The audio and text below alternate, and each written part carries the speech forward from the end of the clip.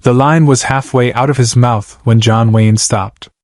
His eyes found the badge in the front row. And the room went silent. 1971, Paramount Studios. Stage 19. The set of a western that would be forgotten by history, but this day would not be. The cameras were rolling. The lights were hot. John Wayne stood in the middle of a saloon facade wearing a weathered leather vest, his gun belt sitting heavy on his hips, his hat tilted just right. He was delivering a line. Something about justice. Something about doing what's right when no one's watching. The kind of dialogue he'd spoken 1,000 times in 100 films over 40 years.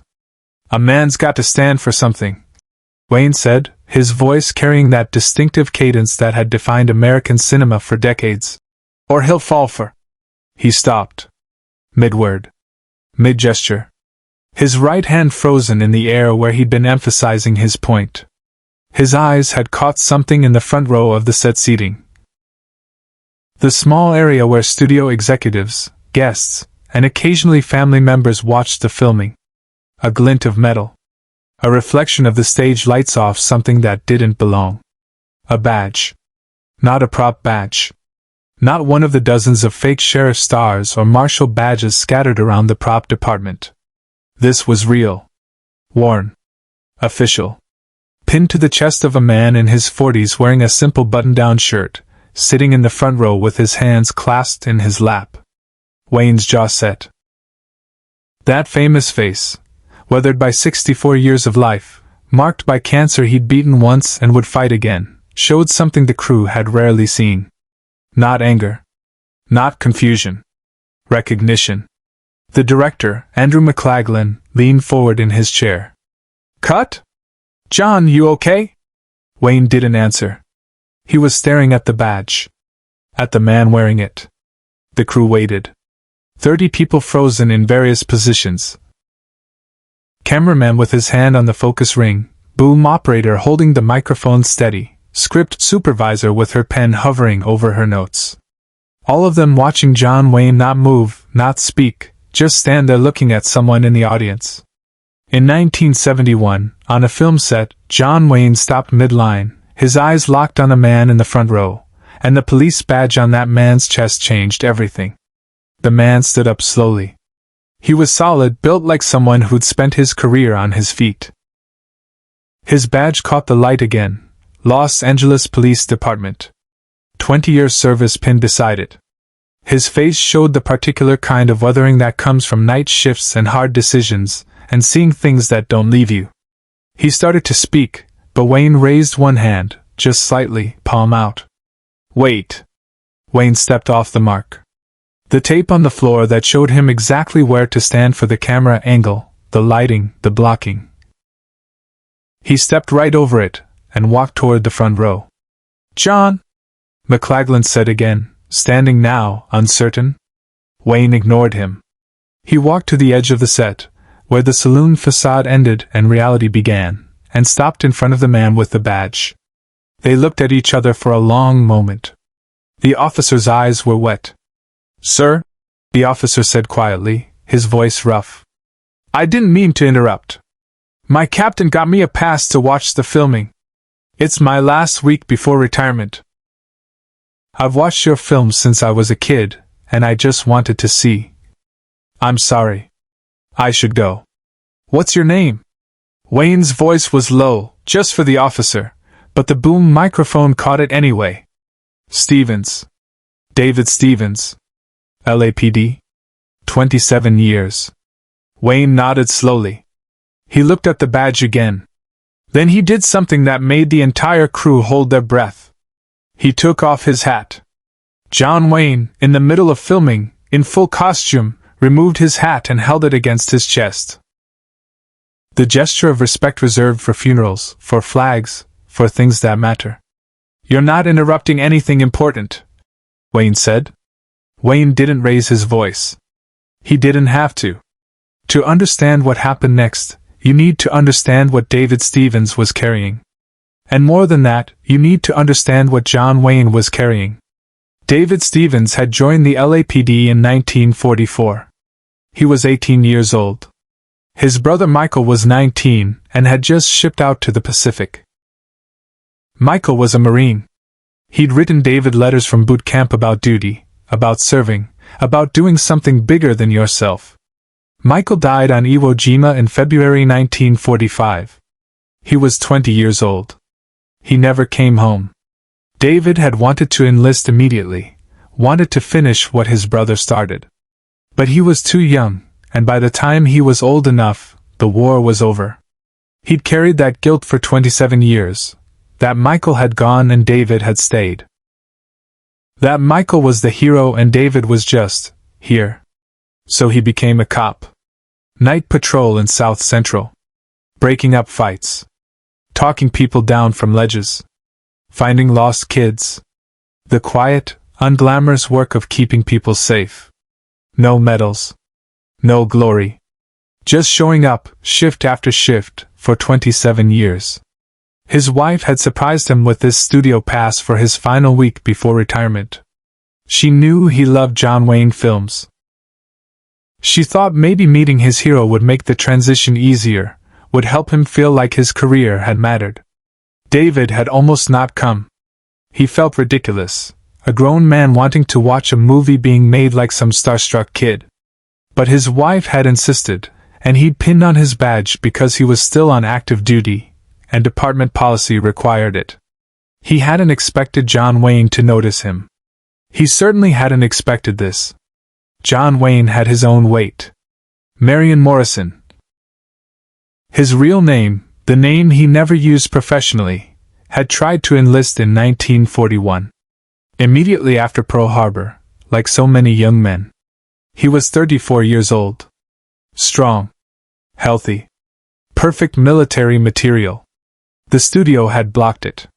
Republic Pictures, the studio he was under contract to, had filed for occupational deferment. Wayne was more valuable making films that sold war bonds and kept morale up, they argued. The government had agreed. Wayne had spent the war making movies about heroes while his friends, directors like John Ford, actors like Clark Gable and James Stewart, went overseas. He'd visited troops, done USO shows, sold bonds. But he'd never worn the uniform for real. Never served. It ate at him. For 30 years it ate at him. He overcompensated by playing soldiers, by making war films, by wrapping himself in the flag and the military imagery. But he knew. He'd always known. When real veterans watched his films, he wondered if they saw through him. If they knew he was just an actor playing dress-up. He'd never spoken about it publicly. Not once in hundreds of interviews. But the weight was always there. And now, on this set, on this ordinary Tuesday, a real officer, a man who'd spent 27 years actually doing the dangerous work, not just pretending, was standing in front of him wearing a real badge. And Wayne was dressed like a cowboy hero, delivering scripted lines about standing for something. Subscribe and leave a comment, because the most important part of this story is still unfolding. Wayne was still holding his hat against his chest. The entire crew watched in silence as he stood there with Officer Stevens, these two men separated by the invisible line between performance and reality. "How long did you serve?" Wayne asked. 27 years, sir. Started in 44. I retire next Friday. Your badge. May I? Wayne extended his hand. Stevens unpinned the badge carefully. It was heavy, real metal, real weight. Years of polish had worn the edges smooth. He placed it in Wayne's palm. Wayne held it for a long moment, feeling the weight of it. Then he looked at the badge he was wearing on his own vest.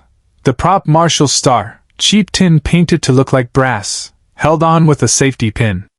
He unpinned his prop badge with his free hand and held both of them. Real and fake, side by side. The difference was obvious.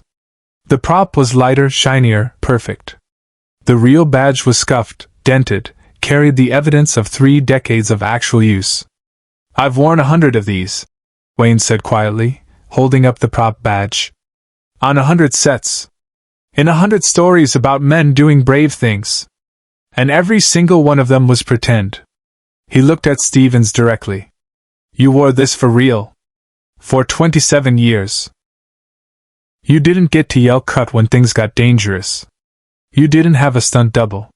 You just showed up every shift and did the work nobody sees. Stevens's jaw was clenched, fighting emotion. I'm not a hero, Mr. Wayne. I just did my job. That's what heroes always say. Wayne replied. Away from the cameras, Wayne made a choice no one expected. Wayne turned to McLaglen. Andy, shut it down for the day. John, we've got 3 more scenes scheduled. I said shut it down. Wayne's voice carried command, not anger. Pay the crew. We'll make it up tomorrow. McLaglen looked at the assistant director, who nodded slowly. Okay, everyone. That's a wrap for today. See you tomorrow at 7 a.m. The crew began to disperse, confused but compliant. Wayne turned back to Stevens. Come with me, Wayne said. It wasn't a request. He led Stevens off the set through the maze of equipment and cables, past the craft services table, to a small dressing room with a star on the door. Wayne's private space. Inside, the room was simple.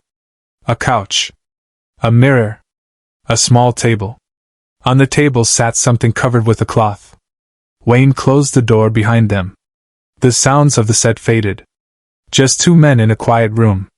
Sit down, Wayne said, gesturing to the couch. Stevens sat. Wayne remained standing, still holding both badges. The prop and the reel. I never served, Wayne said suddenly. The words came out flat, factual. World War II. I was young enough. Healthy enough. I wanted to. But the studio, they said I was more valuable here. Making movies. Selling bonds. Playing soldiers. He paused. I've spent 30 years wondering if real veterans could see through me. Wondering if they watched my films and thought, he's a fraud. He's just an actor. Stevens started to protest, but Wayne held up a hand. Let me finish. I've made a career out of playing men like you. Men who serve. Men who stand between innocent people and danger. Men who do the hard work nobody sees. And I've gotten rich doing it. I've gotten famous. People call me Duke, call me an American icon, and all I've ever done is read lines someone else wrote. Wayne walked to the table and pulled back the cloth. Underneath was a wooden case. He opened it carefully. Inside, nestled in velvet, was a Congressional Gold Medal. One of the highest civilian honors in the United States. Wayne had received it 3 years earlier for his contribution to American cinema and patriotism. They gave me this, Wayne said quietly. For making movies. For pretending to be brave on camera. He picked up the medal, heavy and gold, and held it next to Stevens's badge. This, Wayne said, lifting the badge, is worth more than this. He lifted the medal. You know why? Because you earned yours. Every shift. Every decision. Every time you put on that uniform and walked out the door not knowing if you'd come home. That's real. Stevens was crying now, not even trying to hide it. Mr. Wayne, your films, they mattered. They gave us something to believe in. When my brother Michael was overseas, he wrote me about watching your films. He said they reminded him what he was fighting for. That matters. Wayne's voice was thick. Your brother served? Marines. Iwo Jima. He didn't make it home. Wayne closed his eyes briefly. When he opened them, there was something different in his face. A decision made. Then this belongs to you, Wayne said. He held out the Congressional Gold Medal. Mr. Wayne, I can't. Yes, you can. I'm giving it to you. In honor of your brother Michael. In honor of 27 years of actual service. In honor of every real officer and soldier and Marine who did the work while I pretended. Sir, that's yours. Congress gave that to you. And I'm giving it to you. Wayne's voice carried finality. Please, let me do this one real thing. But what followed would stay with everyone who witnessed it, forever. Stevens took the medal with shaking hands. He held it and his badge together, these two pieces of metal representing such different kinds of honor, and wept openly. Wayne sat down beside him on the couch. Not the movie star. Not the Duke. Just Marion Morrison, 64 years old, carrying 30 years of guilt, sitting with a man who'd given his whole career to quiet service. They sat there for 20 minutes. Sometimes talking. Sometimes silent. Wayne asked about Stevens's career, about cases he'd worked, about the realities of policing that never made it into films.